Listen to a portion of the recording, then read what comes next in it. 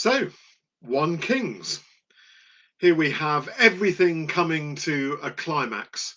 All that God has done for this nation, this group of people who are nobody, chosen not because of anything about them, but everything about who God is. They, the least of all the peoples, chosen by God and given everything. 3 things they were given. They were given a law enabling them to live in relationship with God. They were given a land in which to live. And here in 1 Kings, we're reminded again in these early chapters of how the Lord gives even himself to them.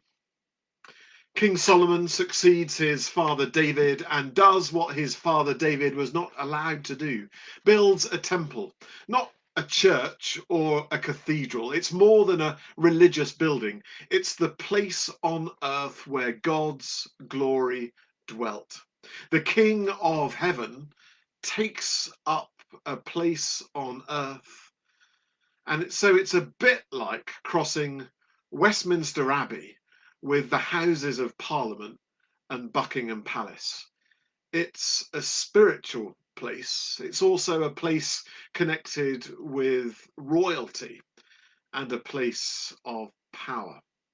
Everything there given to this people by God: law, land, and the Lord himself. What else could you wish for? How rich is this nation? And 1 King celebrates all that God has given to his people. At least it does for the first few chapters. But by chapter 9, we see in verse 11 how it's gone wrong and how God threatens to take it all away because of how Solomon, who had it all, has lusted after more. Quite literally lusted after more in the case of all of his wives and concubines, but also seeks after other gods as well. And so all that makes this nation distinctive is being torn away, given the law, and yet they're choosing to live differently. Given the Lord himself, and yet they're choosing to worship after other gods. All that's left is the land. But as we read 1 Kings, we see that even that which at last under David became a unity is becoming divided. The northern tribes, Israel, from the southern tribes. I remember it's in alphabetical order: I, J, Israel, Judah. The northern tribes separate themselves off from the southern tribes.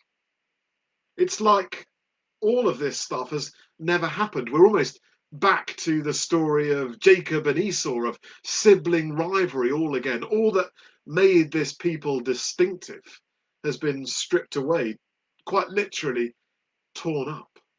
How could it be so quickly? How could we in 2020 still be living with sibling rivalry, with rich turned against poor, with white turned against black?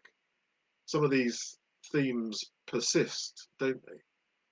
God still giving, and yet us deciding that it's not enough and choosing to go after more elsewhere. Could it get any worse? Well, the hairy prophet Elijah is all around the book of 1 King saying, yes, it can.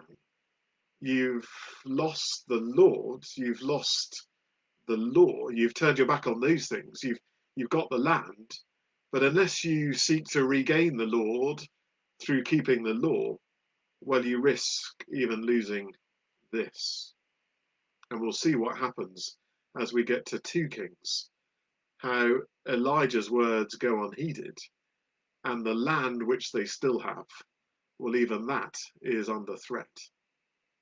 It's a sorry tale, then, 1 Kings, of having everything, of that celebration of the dedication of the temple, the Lord himself, as the people keep the law and live in the land, and yet it's all being torn up and stripped away.